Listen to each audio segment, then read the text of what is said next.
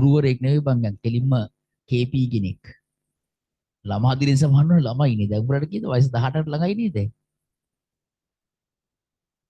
තව අවුරුද්දකින් කසාද බඳින්න පුළුවන්. මම දැක්ක භෞතික විද්‍යා පන්තියක ලෝක ළමා දිනේ සමරනවා. කොළඹත් කෑවා. කොරෝනා එක හරහා කොරෝනා හරහා කොළඹත් විනාශ වුණා. දැන් තමයි කොළඹ විනාශ වීගෙන ඉන්නේ. මම දැක්ක භෞතික විද්‍යා පන්තියක ගුරුවරයෙක් රතු පාට රෝස පාට කලිසමකුයි රතු පාට ෂර්ට් එක වෙනගෙන නටනවා පිස්සෙක් වගේ.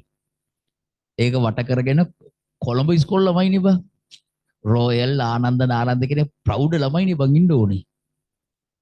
නේද? රොයල් ආනන්ද නාලන්ද විසාකා දේවි බාලිකා ලෝකෙම දන්න ඉස්කෝල ඔය.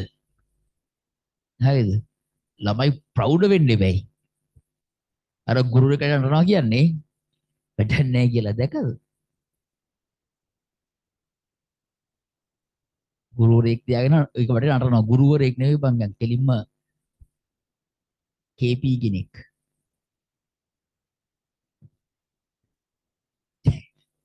ගෙදර ගිහලා අහන්න එපා KP කියන්නේ කවුද කියලා. ගියාම තාම ළමයි හරිම ග්‍රාමීයයි යවගේ වට කැමති. කොළඹ ළමයි කියන්නේ. ඔය ස්කෝල් ටික අපරාධ බා රොයල් බැජ් අඳින්න එපා කියපා ඒක වටේ රොයල් එහෙම හිටියනම්. ලැජ්ජාවේ බෑ. මට ක්ලාස් ආපු ළමයි පිටරට ඉන්නේ ලංකාවේ ඉන්නේ නෙමෙයි හරි. ඒකේ ලින්ක් එක දාලා කියනවා සෝක දකින්න දිනේ අදහස් ප්‍රකාශ කරන්න එපා කියලා. ඒක මට හොඳ නෑ කියලා. වීඩියෝ එහෙම කරන්න එපා කියලා ඉල්ල උන් බයයි මං අර දැක්කපු ගමන් අනම්මනම් කියලා දානවනේ. ඒකින් දෙක් කරන්න එපා කියලා තමයි දාලා තිබ්බා. ඔක විනාශ වෙන්න දෙන්න කියලා.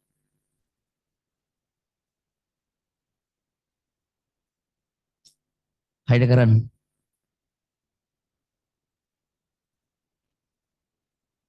හරිනේ. ලස්සනයිනේ බලමු කොච්චර ලස්සනද කියලා ක්‍රියා පොඩි ප්‍රෞඩ භාවයක් හදාගෙන තියෙනවා ඔන්ලයින් එක හරහා. මොකද උන්ට ඇත්ත පේනවනේ දෙයි.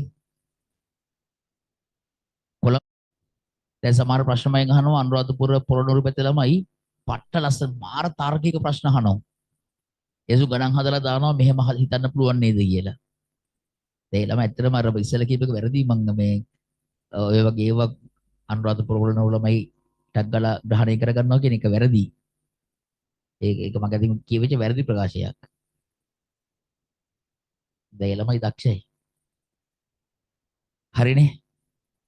ලස්සන හැඩ හඳුනා ගැනීම. දැන් බලන්න තුන්වෙනි එක. දැකලා දෙන්න හරි.